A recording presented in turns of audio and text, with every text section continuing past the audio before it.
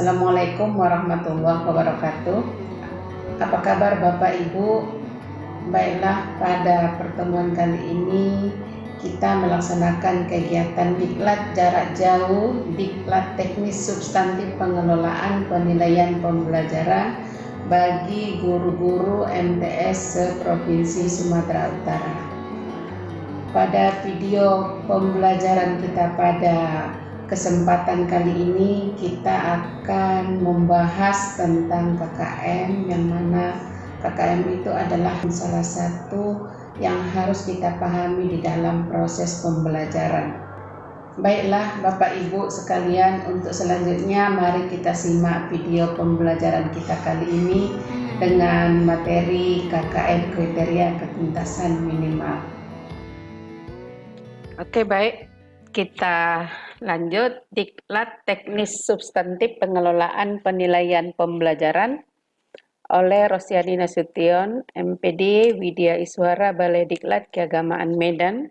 Diklat kita ini adalah diklat jarak jauh atau lebih dikenal dengan istilah DJJ.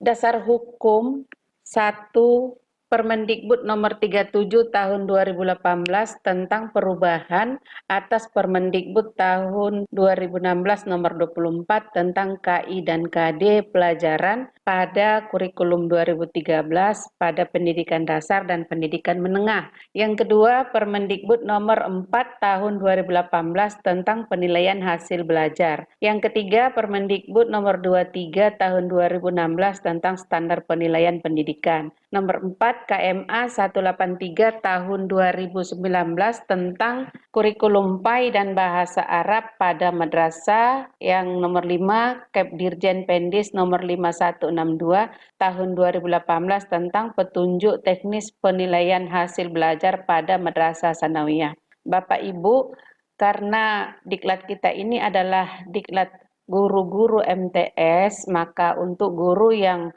umum kita bisa buka di Permendikbud nomor 37 tahun 2018, nantinya itu tentang KI dan KD-nya. Kemudian Bapak Ibu yang jurusan PAI dan bahasa Arab bisa buka di KMA 183 tahun 2019, kemudian Kepdirjen Pendis nomor 5162 tahun 2018. Kriteria ketuntasan minimal memiliki konsep penilaian. Yang pertama, pengertian, kemudian fungsi penilaian, prinsip penilaian, dan penilaian dalam kurikulum 2013. Prinsip penilaian ada 9, yaitu mulai dari sahih, objektif, adil, terpadu, terbuka, menyeluruh dan berkesinambungan, kemudian sistematis, beracuan, kriteria, dan akuntabel. KKM untuk keseluruhan guru atau pendidik harus memahami bagaimana memperoleh atau bagaimana menentukan kriteria ketuntasan minimal masing-masing mata pelajaran. KKM itu merupakan kriteria ketuntasan belajar yang ditentukan oleh satuan pendidikan yang mengacu pada standar kompetensi kelulusan dengan mempertimbangkan karakteristik peserta didik, karakteristik mata pelajaran, dan kondisi satuan pendidikan. Dari definisi tersebut bisa kita lihat ada beberapa kriteria di dalam menentukan KKM. Yang pertama, mengacu pada KD, kemudian ada aspek yang harus kita perhatikan, yaitu 3 aspek komponen yang kita tentukan dalam menentukan KKM. Yang pertama adalah kompleksitas, kemudian daya dukung, dan intake.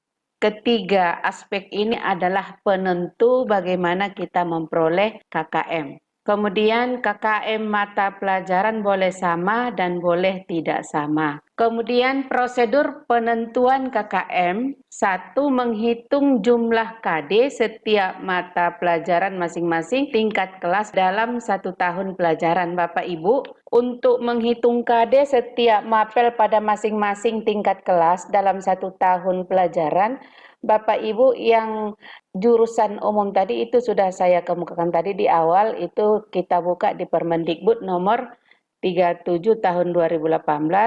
Kemudian Bapak Ibu nanti ada perhatikan di KMA 83 dan untuk jurusan atau untuk bidang studi bahasa Arab dan PAI. Kemudian menentukan nilai ketiga aspek, kompleksitas, daya dukung, dan intake. Inilah yang terpenting yang harus kita perhatikan. Kompleksitas. Kompleksitas maksudnya bagaimana karakteristik mata pelajaran.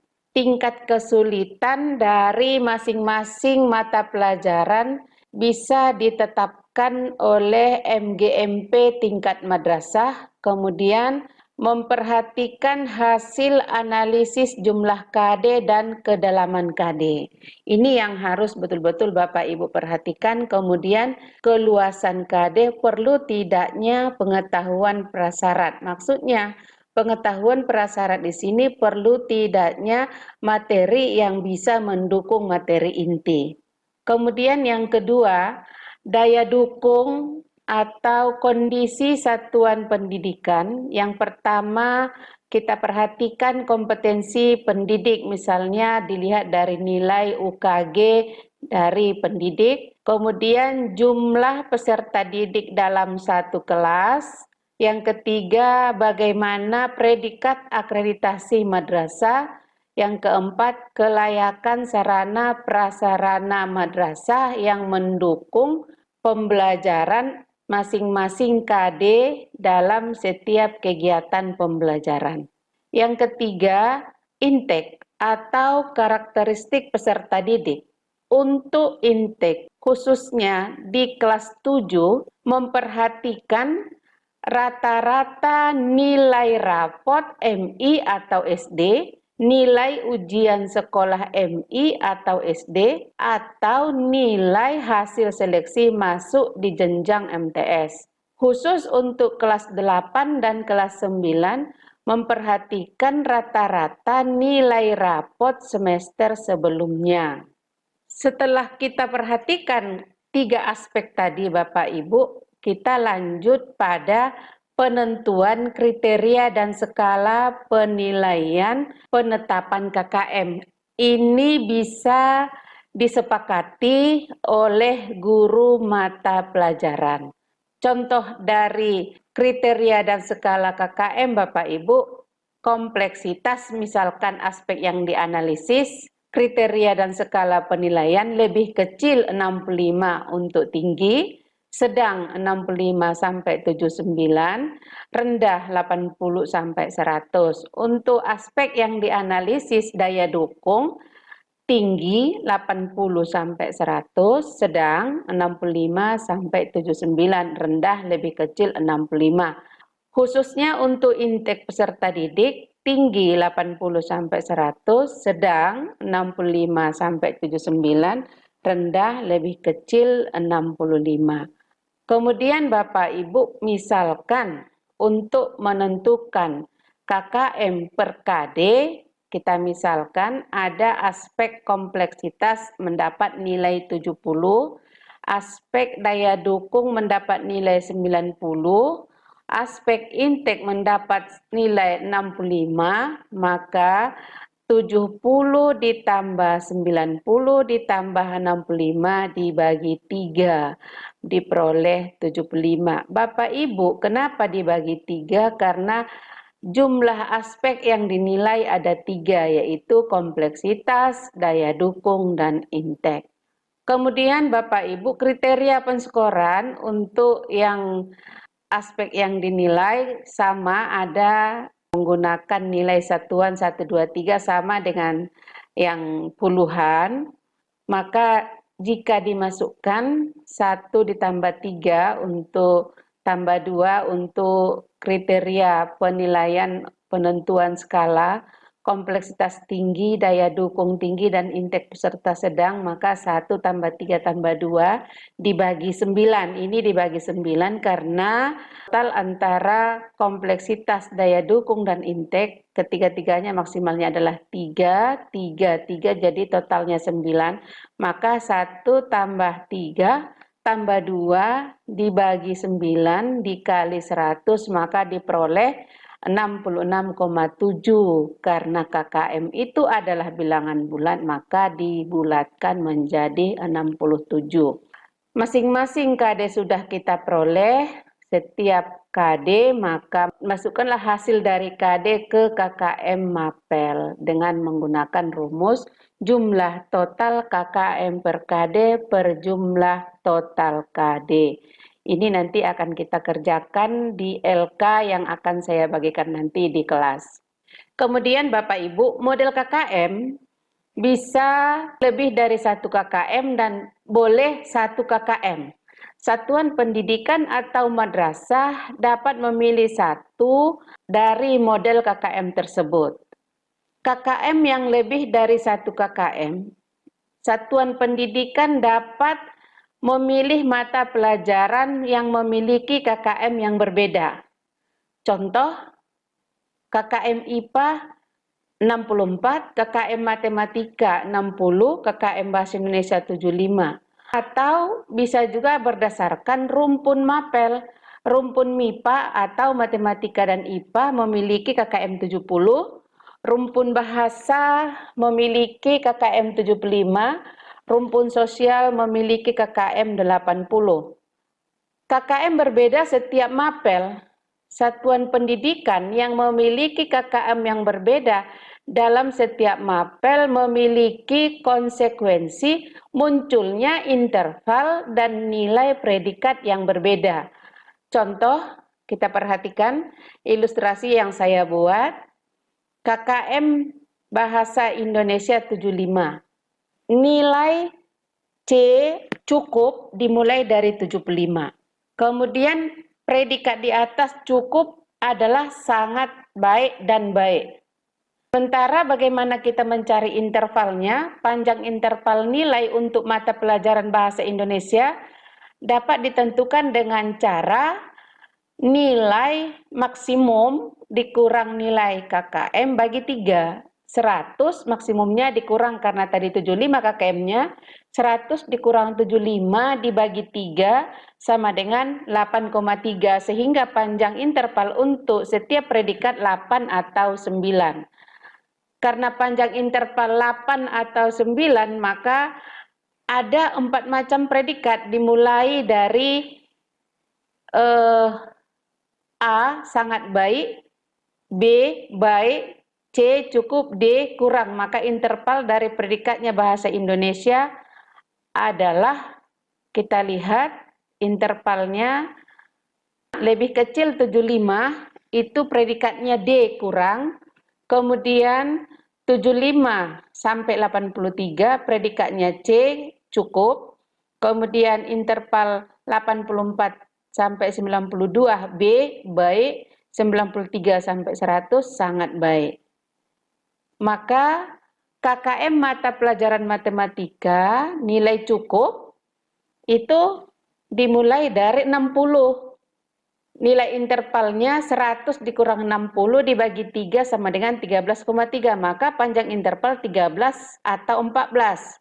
Maka interval dan predikat matematika kita perhatikan lebih kecil 60 adalah D.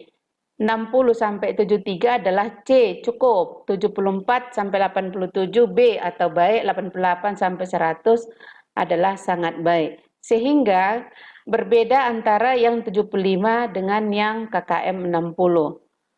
Kita perhatikan panjang interval predikat C dan B sama dengan 14 dan panjang interval predikat A adalah 13. Maka kita perhatikan untuk nilai C dimulai dari 64. Panjang intervalnya 100 dikurang 64 dibagi 3, maka ini dapat intervalnya 12 atau 13. Ketiganya kita perhatikan, maka di sini untuk yang 64 lebih kecil 64 kurang. 64 sampai 76 cukup, 77 sampai 88 baik, 89 sampai 100 sangat baik dengan predikat A. Jika peserta didik mendapat nilai yang sama, misal 74 untuk mapel bahasa Indonesia, matematika dan IPA, maka akan muncul predikat yang berbeda karena memiliki KKM yang berbeda seperti slide berikut. Kita perhatikan Bapak Ibu, bahasa Indonesia KKM-nya 75 tadi sudah kita cari bagaimana intervalnya, kemudian matematika KKM-nya 60, IPA 64, sementara si anak atau peserta didik kita memperoleh nilai yang sama-sama 74, tetapi predikatnya berbeda. Untuk bahasa Indonesia, predikatnya kurang, untuk matematika baik, untuk IPA cukup, sehingga keterangannya ada yang tuntas, ada yang tidak tuntas, yang menyebabkan terjadinya predikat yang berbeda disebabkan nilai KKM yang berbeda dengan nilai perolehan yang sama. Kalau satu KKM, satuan pendidikan dapat memilih satu KKM untuk semua mata pelajaran. Setelah masing-masing mapel menentukan KKM, satuan pendidikan dapat memilih KKM terendah, rata-rata, atau modus dari seluruh KKM mapel untuk interval dan predikat nilai dengan menggunakan satu ukuran. Kita lihat Bapak Ibu, di sini KKM keseluruhan masing-masing mapel 60, predikat cukup dimulai dari 60. Interval nilai dan predikat untuk semua mapel menggunakan tabel yang sama. Berbeda dengan untuk tabelnya ada 3 jenis karena KKM-nya ada 3 jenis. Jadi Bapak Ibu, seperti itulah kita menentukan interval masing-masing untuk menentukan predikat.